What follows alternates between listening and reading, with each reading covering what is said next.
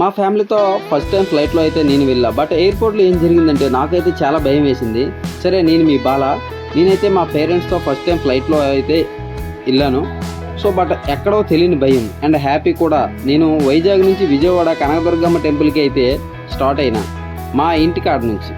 So నేనైతే మా ఇంటికాడ అంటే నేనైతే శ్రీకాకుళంలో ఉంటా, బట్ మా బ్రదర్స్ అయితే వైజాగ్లో ఉంటారు. అక్కడి నుంచి అయితే నేనైతే ఓబర్ బుక్ చేసి ఆటో అయితే బుక్ చేశాను. సో నాకు ఆటోకి అయితే 300 అయింది. నాకైతే వైజాగ్లో ఉండడం అంటే చాలా ఇష్టం. ఎందుకంటే ఆ బీచ్ రూట్లో అయితే వెళ్తుంటే ఉంటుంది చూడు, సూపరో. సో మీరు కూడా ఇలా ఫీల్ అయితే కింద అయితే కామెంట్ చేయండి. అండ్ అలాగే మీకు వైజాగ్లో నచ్చే ప్లేస్ ఏమైనా ఉంటే కిందనైతే కామెంట్ చేయండి. అలాగే ఒక లైక్ కూడా పడేయండి మామ. మా పేరెంట్స్ అయితే చాలా భయపడతారని నేనైతే ఎక్స్పెక్ట్ చేశా, కాకపోతే వాళ్ళు అస్సలు అంటే భయపడలేదు.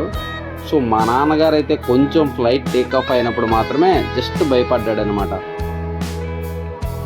సో ఇక్కడ మనం ఇంకో ఇంట్రెస్టింగ్ విషయం ఏంటంటే మా నియోజకవర్గం ఎమ్మెల్యే కూడా మాతోనైతే వచ్చాడనమాట. సో అతని పేరు ఎన్ఈఆర్ అనమాట.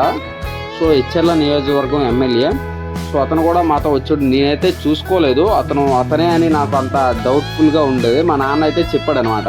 సో అతను మన ఎమ్మెల్యే అని చెప్పగానే నాకైతే అతని దగ్గరికి వెళ్ళి మాట్లాడదాం అనుకున్నా, బట్ అవ్వలేదు. సో ఆ పక్కన చాలామంది కూర్చొని ఉన్నారు.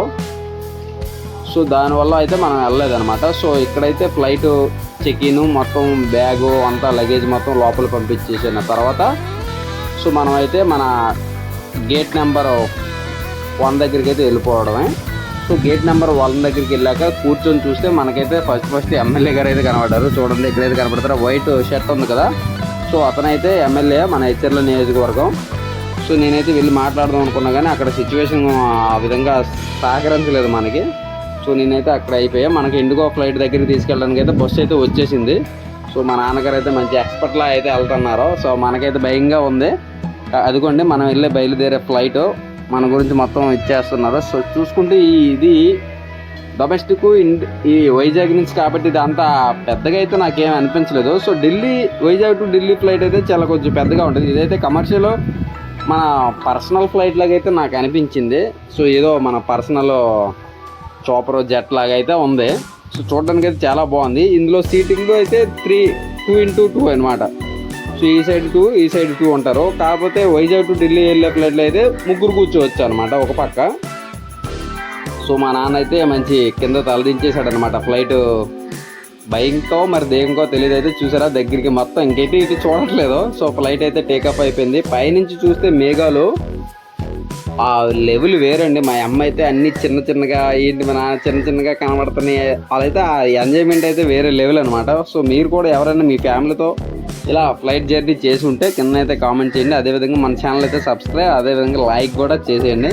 సో మీరు కూడా చూసినట్టయితే మనకి కిందన కనిపిస్తుంది మొత్తం సముద్రం అనమాట. ఆ మేఘాల కింద చూడండి ఆ చిన్న ఉన్నాయి కదా, అవైతే షిప్పులు పడవలు అవి కూడా కనిపిస్తున్నాయి. జస్ట్ ఎగిరిందనమాట, జస్ట్ ఇప్పుడే టేకప్ అయ్యింది.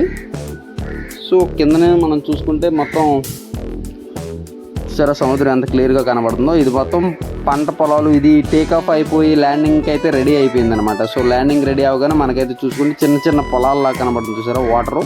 సో పైనుంచి చూస్తే చాలా అద్భుతంగా ఉంది. మేమైతే సేఫ్గా విజయవాడ ఎయిర్పోర్ట్కి అయితే చేరుకున్నాం. విజయవాడ ఎయిర్పోర్ట్లో అయితే బయటికి వెళ్ళగానే మాకైతే ఆటో ఉంది. క్యాబ్కి అయితే 800 అడిగారు. మీరు ఎవరైనా విజయవాడ ఎయిర్పోర్ట్ చేరుంటే క్యాబ్కి అయితే వెళ్ళకండి, పక్కన ఆటోలు కూడా అవైలబుల్ ఉంటాయి. కొంచెం దూరం ఉంటుంది అనమాట, నేషనల్ హైవే. అక్కడికైతే వెళ్ళిపోతే మీరు సేఫ్గా అయితే కనకదుర్గమ్మ గుడికి ఎక్కడికి వెళ్ళాలంటే అక్కడ చేరిపోవచ్చు. మాకైతే ఆటోకి 150 రూపీస్ తీసుకున్నాడు ముగ్గురికి అయితే. మేమైతే సేఫ్గా కనకదుర్గమ్మ గుడికి అయితే దించేశాడు. అక్కడైతే మనం నెక్స్ట్ వీడియోలో తెలుసుకుందాం. So like and comment, subscribe.